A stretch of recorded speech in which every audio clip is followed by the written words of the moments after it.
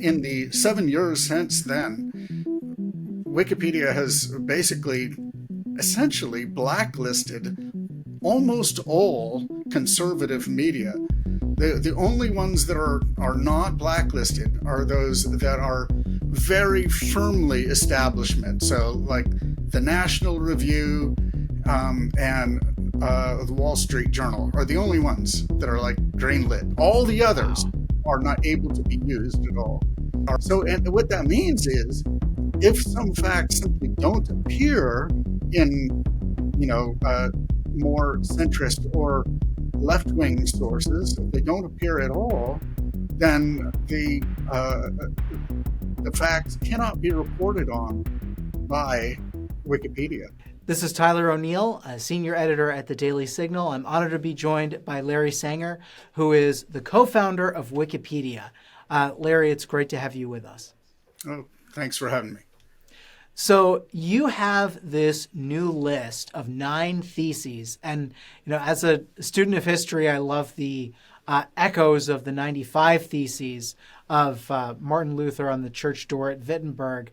I think Wikipedia has grown to be such a, transformational thing on the internet where, you have this source of information that so many people are using all the time, and calling for reform to it is a gargantuan effort.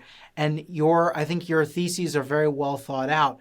What do you see the big problem of bias there on Wikipedia, and what are some of the worst examples that you can think of? I would say the single biggest problem connected to bias on Wikipedia now is their so-called Perennial sources page. So Wikipedia has a policy about what they call reliable sources.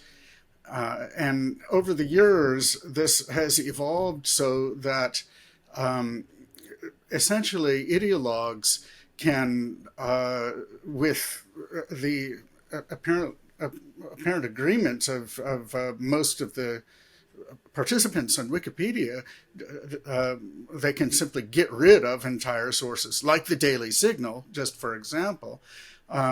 So in 2018, an anonymous account going by the handle Mr. X put up a page called Perennial sources, which was simply a list of what the Wikipedians had concluded about various sources. So it wasn't just his work. It was summarizing what over the preceding years Wikipedians had declared about, the New York Times versus Fox News or whatever. And as it turns out, in the 7 years since then, Wikipedia has basically essentially blacklisted almost all conservative media. The only ones that are not blacklisted are those that are very firmly establishment. So like the National Review and the Wall Street Journal are the only ones that are like green lit. All the others are not able to be used at all. So, and what that means is, if some facts simply don't appear in, more centrist or left-wing sources, if they don't appear at all, then the facts cannot be reported on by Wikipedia. So that's probably the single biggest problem associated with neutrality today on Wikipedia. When meanwhile, other sources, like, is the Southern Poverty Law Center on that list? Is the what? Is the Southern Poverty Law Center on that list of perennial sources? It is, and it is green lit entirely. So it's color coded, right? So green means it can be used for any purposes in Wikipedia's own voice. You don't even have to attribute it to the source. And if it's yellow, then it can be used, but only with caution, and you have to attribute it. If it's red, it generally is to be avoided, except for special purposes. And then there's a level below that where you can't even link. The system will not allow you to save a page if it includes a link to a given source. Yeah, so the Southern Poverty Law Center puts mainstream conservative and Christian groups on a hate map with chapters of the Ku Klux Klan. And I mean, this has been criticized by people on the left, the center, and the right, and yet they're held up as one of these green sources. What are some other sources? You know, you're saying most conservative sources are either red or on that not listed entirely. Sure. What sources is National Review or the Wall Street Journal, are those yellow or are those green? I think they're green. They may be yellow. I'm not really sure, to be quite honest. The ones that are generally red are any political reporting on Fox News, the New York Post, the Federalist, Breitbart, Epoch Times, of course, the Daily Signal, and Tucker Carlson, of course, would be out. That sort of thing. So and this leads to, and this among other policies of Wikipedia, leads to sort of a monoculture. I remember the James Damore memo from Google talking about the way that monoculture was created and sustained. And you essentially have, only one voice. As you put in your theses, the GASP. I really like that acronym. It's globalist, academic, what was the S and progressive? Secular and progressive. So yeah, I remember also covering those who were accomplished scientists who disagreed with evolution, for instance, or had interesting takes on evolution and tried to reconcile that with Christian doctrine. And they were automatically, they were their credentials were denied. They were put down on Wikipedia. You had this really important, I think, study from the Manhattan Institute finding a systematic bias against conservatives. And you've been talking about this for years, right? I mean, when did this start? When did you first start realizing this? And what's your process been like, creating these theses and really finding the right solution to this problem? I've noticed creeping bias from the mid 2000s. By 2010, 2012 or so, I remember describing Wikipedia's bias as being similar to that of the New York Times or the Times of London or BBC, something like that. And then of course along with the rest of the mainstream media, which I would lump Wikipedia in with, in 2016, it just went off the edge and moved into the area of what I would describe as propaganda, at least when the culture war topics were brought up. So then the second question was, what was the origin of the 9 theses, essentially? Yeah. Right. Well, so over the years, I've mostly been a critic of Wikipedia. Of course, I've followed what's gone on fairly well.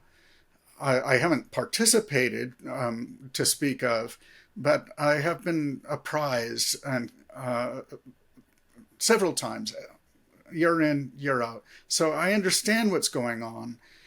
And a friend of mine told me that I'm in a unique position to actually propose a thoroughgoing reform plan.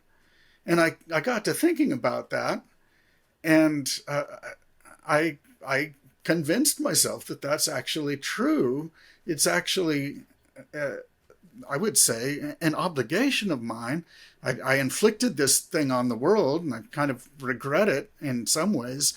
And so I think now, if there is something that I can do to at least improve Wikipedia, I ought to try at least. And so I'm encouraging people to get on Wikipedia and contend for these 9 theses, and not just that, just make your voice heard. I think that's important. I understand the whole disgust with Wikipedia. I get that. That's been my attitude for many years as well. It's just that we have to admit to ourselves that Wikipedia is going nowhere, and yet it is an open project. So you have every right to be there. The only reason why the left has taken it over is that, well, frankly, they're like more motivated, probably better funded, and certainly better organized on Wikipedia. But that doesn't mean that we couldn't do the same thing, I guess. So, and here I guess I am lumping myself in to a certain extent with Daily Signal watchers. I mean, I myself, I would describe myself as a conservatarian. I used to be a libertarian, I suppose, but I've become a little more conservative over the years. So, well, so for those of our audience who don't know exactly how Wikipedia works, what are the, what's the process for becoming an editor? What are the guardrails?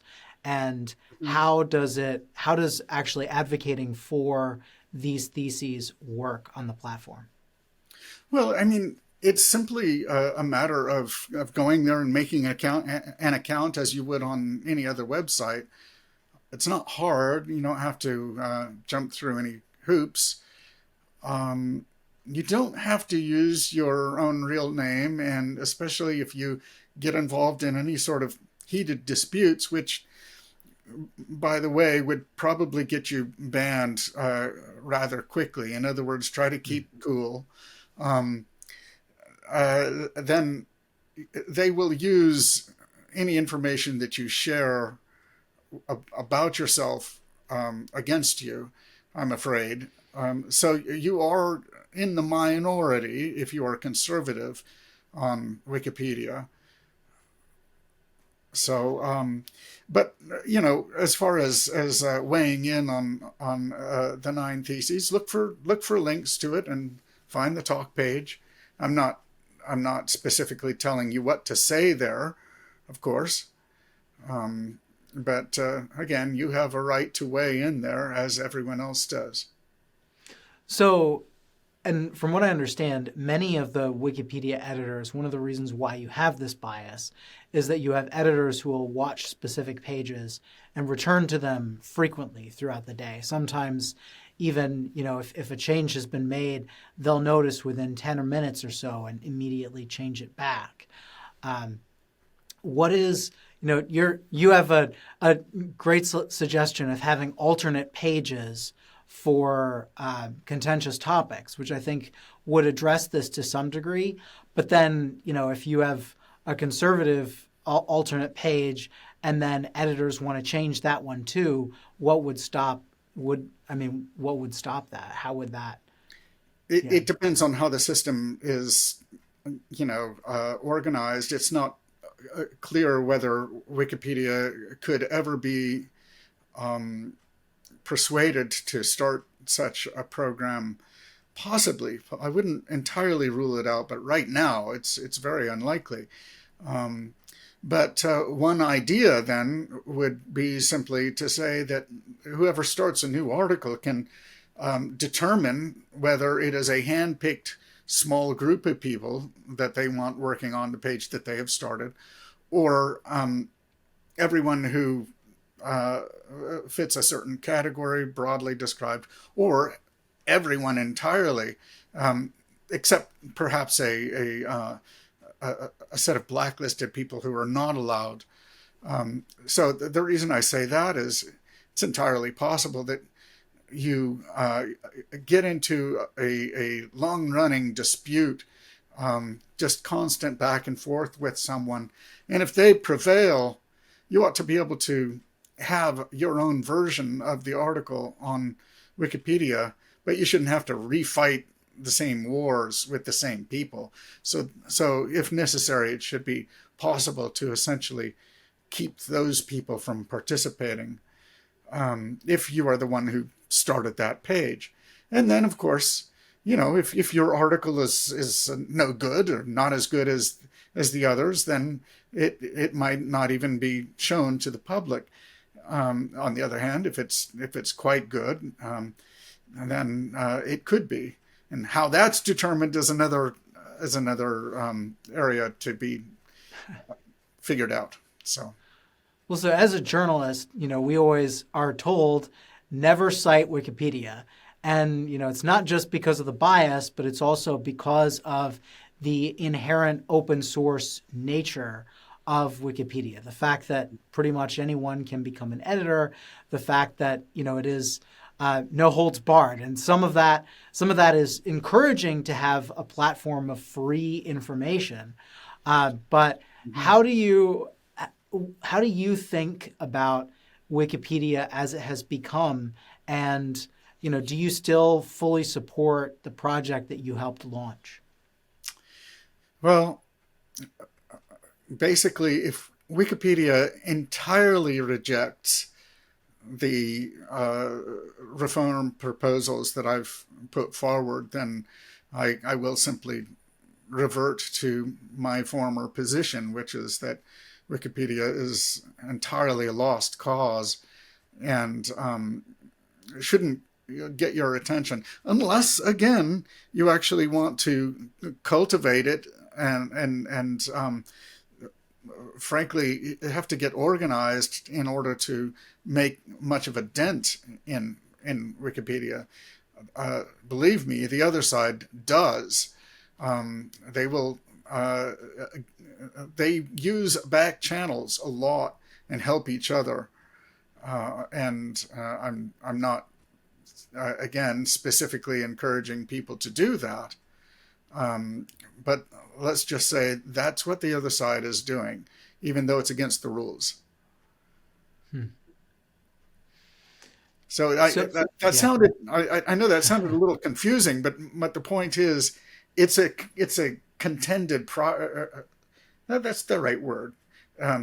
It's a controversial property, right? And basically, in terms of the quality of Wikipedia now, on topics that have nothing to do with the culture war, it actually can be okay. Although a lot of times they tend to chase off legitimate experts. That's always been a problem with them. And that can result in amateurish work. Nevertheless, it can be quite good. But when it comes to any articles having to do with politics or, society, philosophy, religion especially, it's a mess. The article about Yahweh, that's the God that I worship. That's that word is translated the Lord in your Bible, right? Yeah. It is the God of the Christians and the Jews. The article titled Yahweh and just Yahweh in Wikipedia says that Yahweh was the chief god of a polytheistic pantheon of deities, and doesn't even mention the attitudes and the beliefs of Christians or Jews in modern Christians and Jews in the article, because it's purely historic, you see.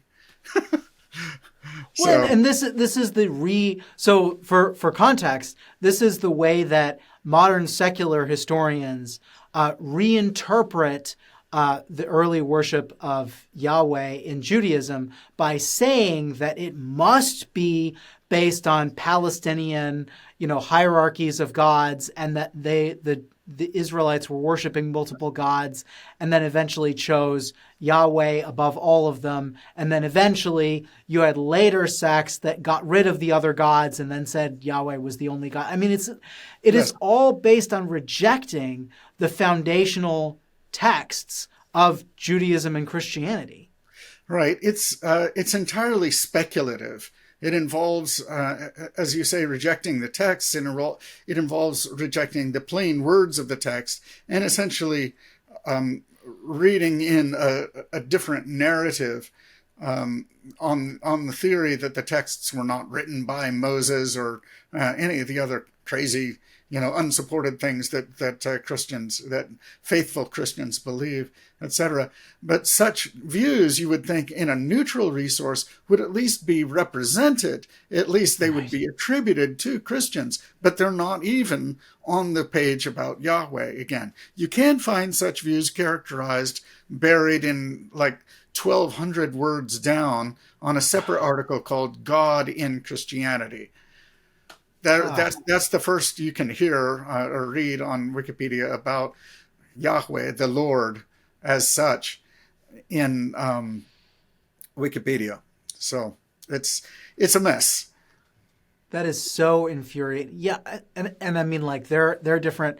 I know there are pages like for Trump Russia, it's the Trump Russia scandal, and then for other things, it's like a controversy. Whenever there's a negative thing about a Democrat or a liberal politician, it's a controversy, not a scandal. And it's like I understand, that people approach scandals differently, but it would be really great to have at least one standard where you say either everything is a controversy or everything is a scandal, and you weigh both sides. But that's not what we see on Wikipedia, correct? Oh, that's right. That's right. Wikipedia in the last 10 years has taken, and actually before that, but a lot more in the last 10 years, has taken to applying essentially insulting epithets to both persons and organizations and doctrines, essentially. Saying that the president tells lies in Wikipedia's own voice, not attributing the statement that the president tells lies to Democrats, calling, I don't know, creation pseudoscience, for example. Calling Eastern medicine, quackery or again, pseudoscience. So there's it's not just Christians and conservatives that are complaining about this. Hindus and Jews have written to me a lot in the last several years, complaining about just how biased the resource is against Hindus in favor of Muslims, and again against Israelis and in favor of Palestinians. Right, it really does come down to this idea that the GASP point of view, again, globalist, liberal, academic,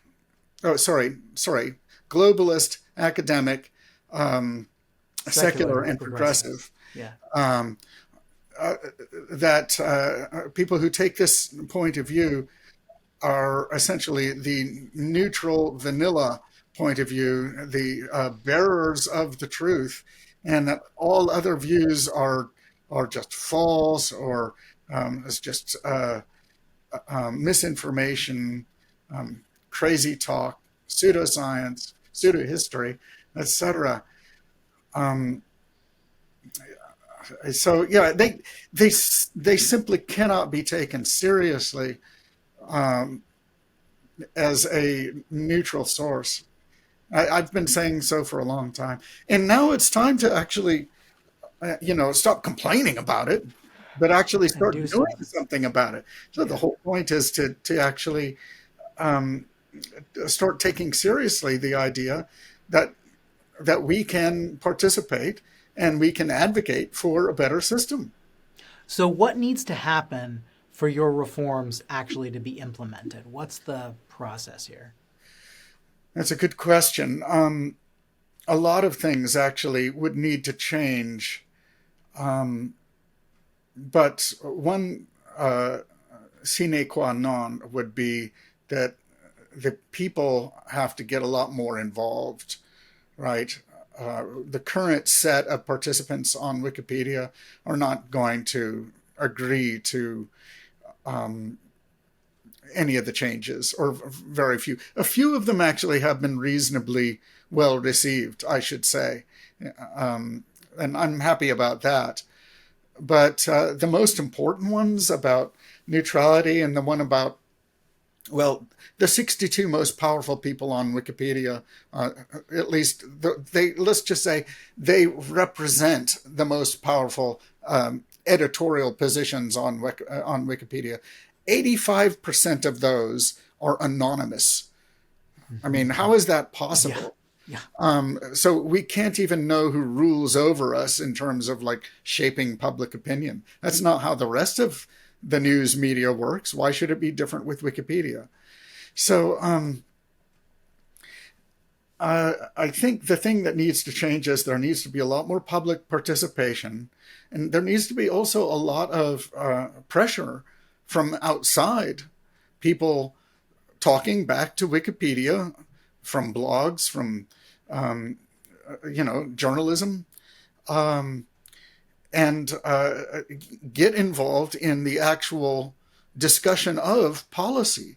Wikipedia is like an open polity, polity. It's an open polity. You can actually participate in it, and that means that it's open to general public debate, and it's time that that the rest of the world get involved, and not just American conservatives, but the whole world has been basically shut out of Wikipedia. It's just this very narrow set of gaspers, as I call them. Yeah. So we have right now, after the 2024 election, and even before that to some degree, we've started to see this really cultural shift. We had the flowering of, woke, the gaspers, I think in, the George Floyd riots in 2020. You had this strength in the Obama years where the secular progressives were effectively calling the shots in everything, in Washington, in big tech, in corporate America. And now, really starting in the middle of last year, before Trump even won the election, you had the beginning signs of the American people kind of waking up, rejecting some of that. Conservatives are now talking about going back into these institutions. And, some of us would like to see them brought back to neutral. Some want to see them, almost weaponized in the other direction. I think that wouldn't necessarily be healthy. But I think the general sense is that we've had institutional capture from the left, and we have to at least get back to neutral. Otherwise, we're going to have more of a balkanized society. And how important in that general trend, if you will, is Wikipedia, and how hopeful are you that Wikipedia can be one of these institutions that can be changed?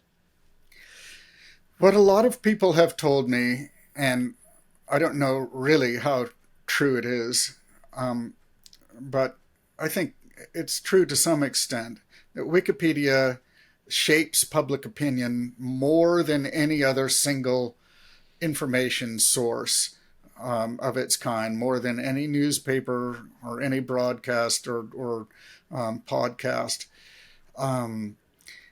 because it is like the one go-to free source of information on every topic under the sun, essentially.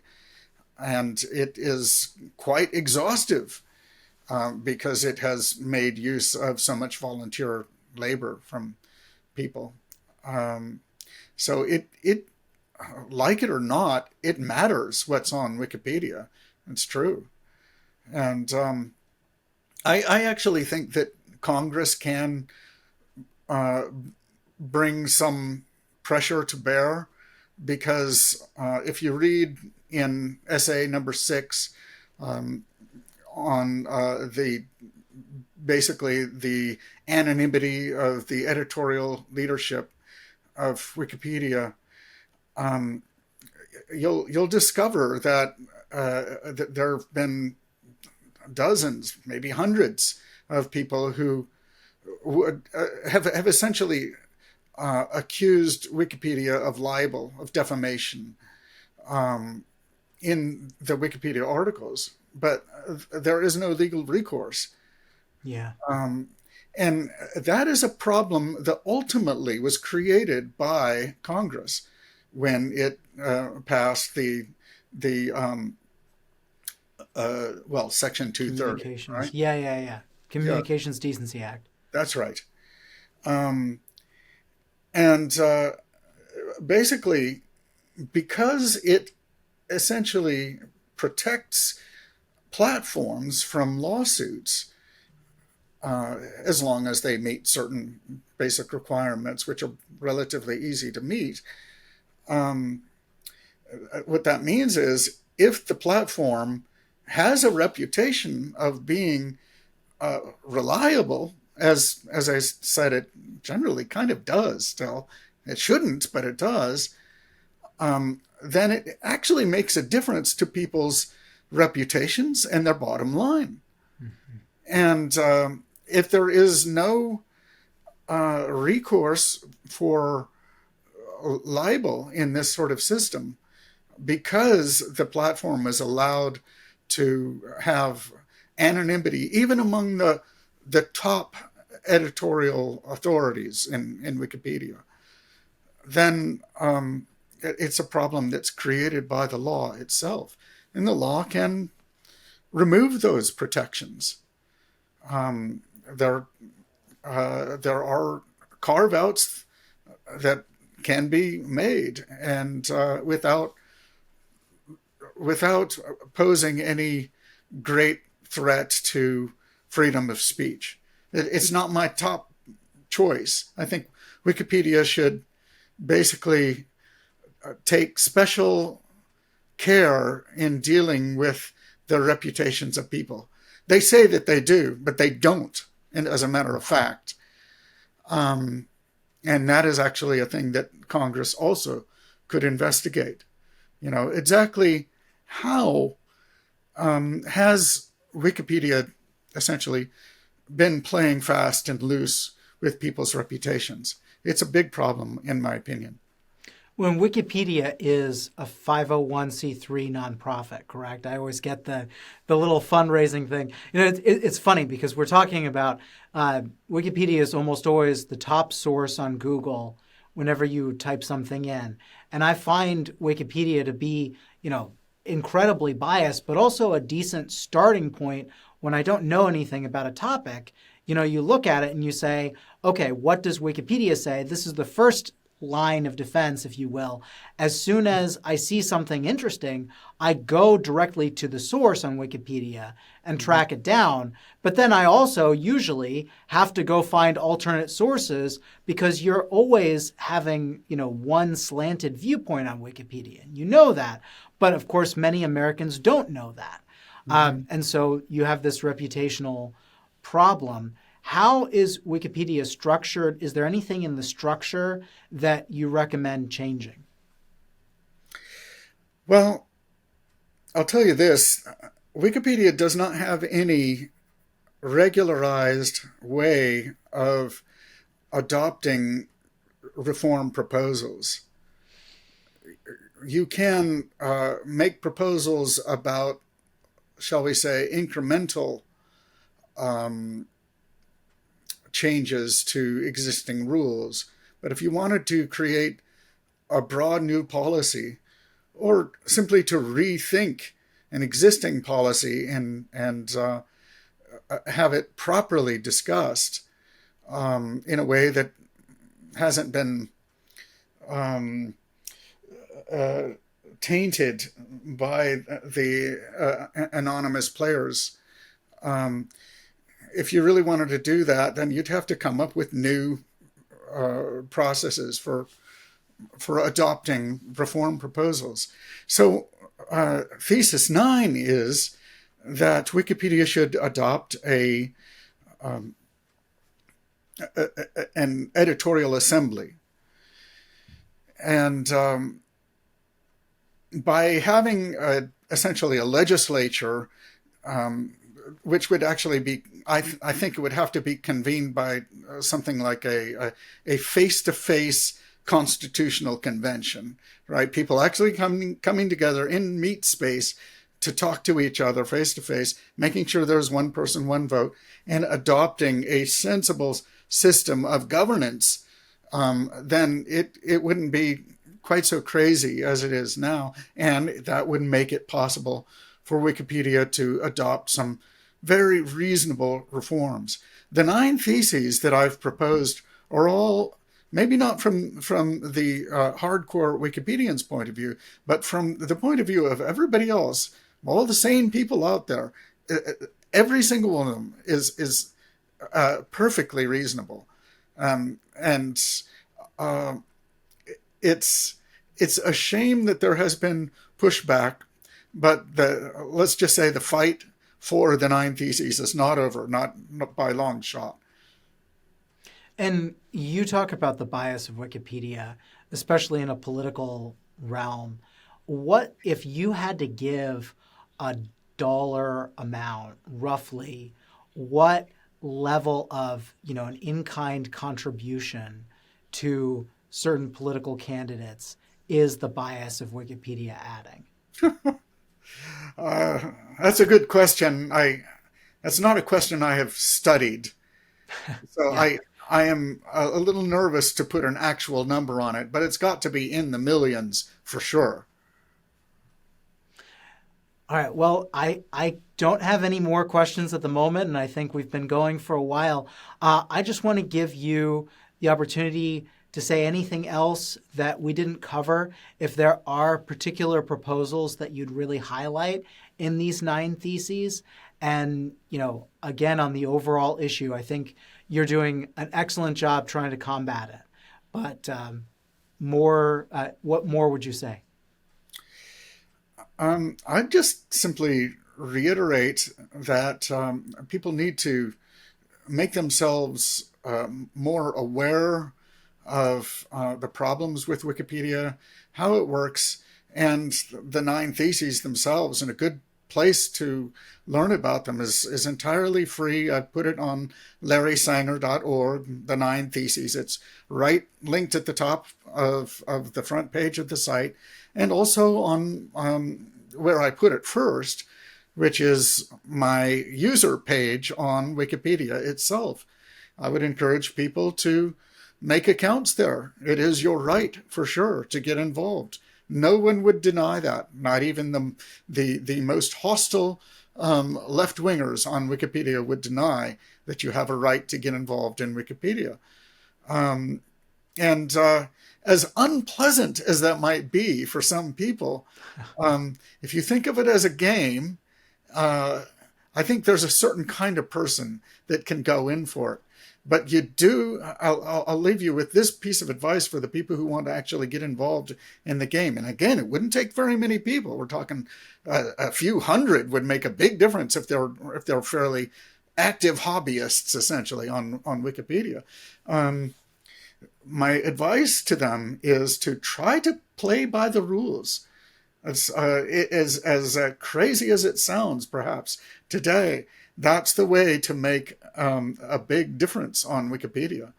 So by actually playing by the rules, you can make a big difference.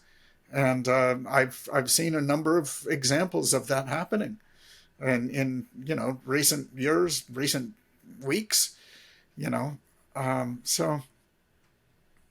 I guess I'd have to leave it at that. Yeah, there's a lot to be done on Wikipedia. I would say not to give up entirely on it. There's a lot of other interesting things happening. My own Encyclosphere project, which is to create a superset collection of all the encyclopedias, right? That's very important, and I hope we can get some more support for that. We need funding. And another thing that's interesting, I can't say I know anything about it, but Grokipedia, that'll be interesting to look at. Yeah. By Elon Musk. My hopes aren't terribly high, to be quite honest, but it'll be interesting to see what they come up with for sure. So, Would Grokipedia be part of your Encyclosphere? for sure, Ultimately? Yeah. yes, yes, we're gonna again. We need some funding to do things like adding a really big resource as Grokipedia promises to be. But yes, and like the tools are already created. It's just a matter of taking a few hours and but it's hard skilled work. It's not free. What would you say to somebody, a potential investor like Elon Musk, Uh-huh. about your project that why It should they fund it? it's not an investment opportunity. It's a 501c3, and the contents of the Encyclosphere are entirely free. Um, so you can make your own app built around the Encyclosphere. I would encourage people to do that. That'd be great. We've got over 60 encyclopedias represented on Wikipedia.